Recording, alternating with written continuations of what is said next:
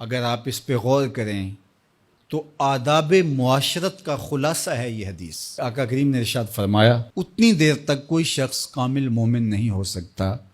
جب تک وہ اپنے مومن بھائی کے لیے وہ پسند نہ کرے جو اپنے لیے پسند کرتا ہے۔ ایک اچھا معاشرہ تشکیل دینے کے لیے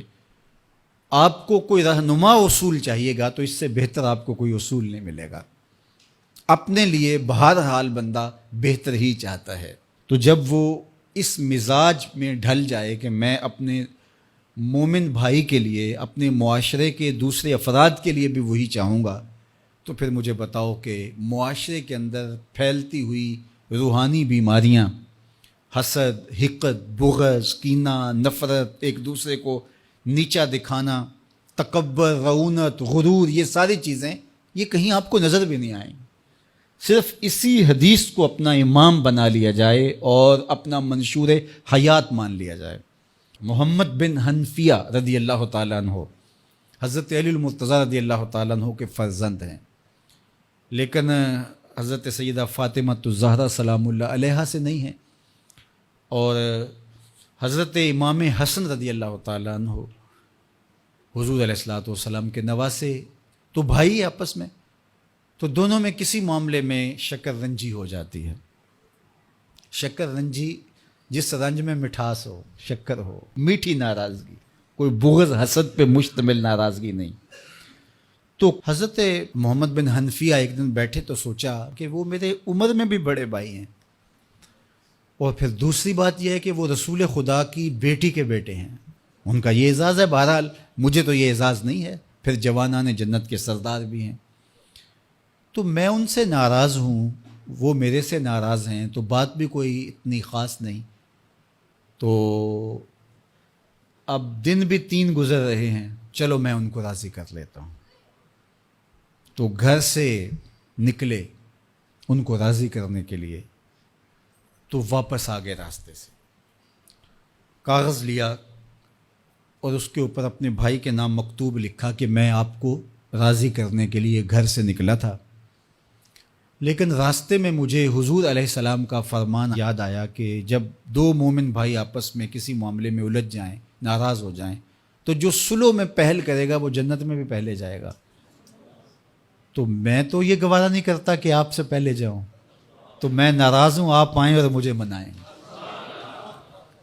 تو حضرت امام حسن نے خط پڑھا اور مسکرانے لگے،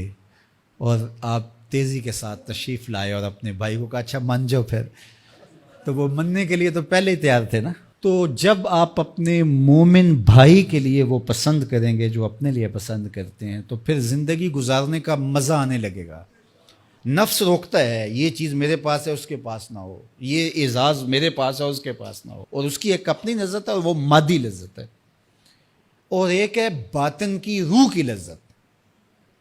تو روح کی لذت نفس کی لذت سے کہیں زیادہ اور کہیں دیر پا اور کہیں مختلف ہے۔ اس لیے جب آپ قربانی دیتے ہیں، ایثار کرتے ہیں یا کسی کو ترجیح دیتے ہیں، تو اس کی جو روحانی لذت ہے، آپ کو بھوک لگی ہوئی ہے، تو آپ کو ایک روٹی مل گئی ہے، تو آپ کو ایک ایسا شخص نظر آیا جو آپ سے بھی زیادہ بھوکا ہے،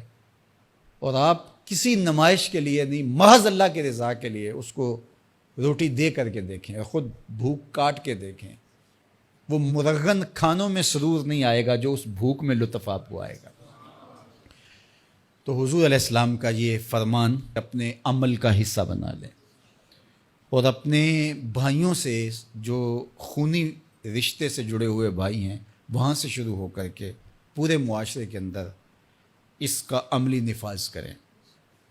آپ کو اتنا سرور آئے گا اور باطن میں اتنا نور آئے گا، اور اس قدر معاشرے میں خوبصورتی کی بنیاد پڑے گی۔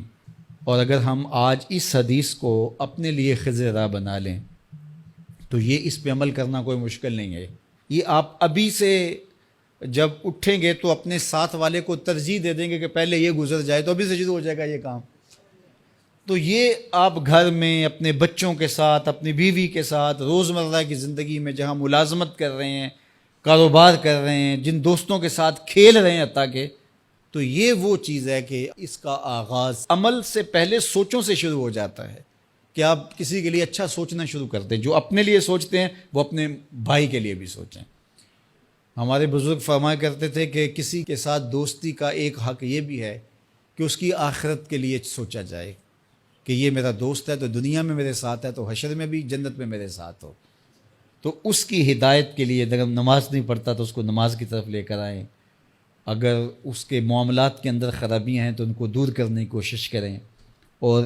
اس کو آہستہ آہستہ اچھائی کا خوگر بنا لیں.